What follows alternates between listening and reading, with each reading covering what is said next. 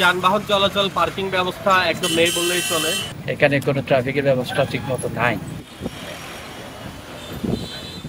ছোট বড় বিভিন্ন যানবাহনের দখলে খাগড়াছড়ির প্রবেশপথ থেকে শুরু করে শহরের বিভিন্ন রাস্তা। সড়কের দুই পাশ দিয়ে যেখানে পথচারীদের হাঁটা চলার কথা, সেখানে দিনের পর দিন অবৈধভাবে পার্কিং করে রাখা হচ্ছে বাস, ট্রাক সহ বিভিন্ন যানবাহন। এছাড়া পৌর শহরের মধ্যে অস্থায়ী বাস কাউন্টার থাকায় ব্যস্ত এ সড়কে লেগেই থাকে পরিবহন জট। একে তো সরু রাস্তা, তার উপর যত্রতত্র অবৈধ পার্কিংয়ে দুর্ভোগ পথচারীদের।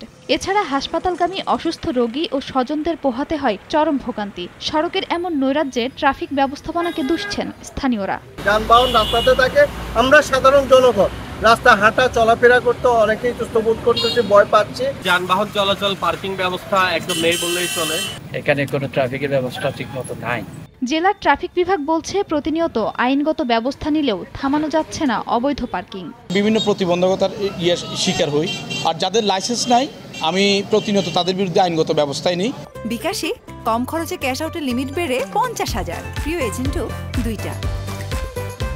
সড়কে শৃঙ্খলা ফেরানো সহ পার্কিং ও দুর্ঘটনা রোধে ট্রাফিক ব্যবস্থাপনাকে ঢেলে সাজানোর নানা উদ্যোগ ও পরিকল্পনার কথা জানিয়েছেন পুলিশ সুপার। ট্রাফিক ব্যবস্থাপনার ক্ষেত্রে যে সমস্ত নিয়ম নীতিগুলো আছে আমাদের সড়ক পরিবহন আইন অনুযায়ী আমাদের সেটা কার্যক্রম চলমান আছে এবং অব্যাহত আছে। যে কেউ আইনের যদি ব্যত্যয় ঘটায় আমরা তাদেরকে সবাইকে আইনের আওতায় আনবো।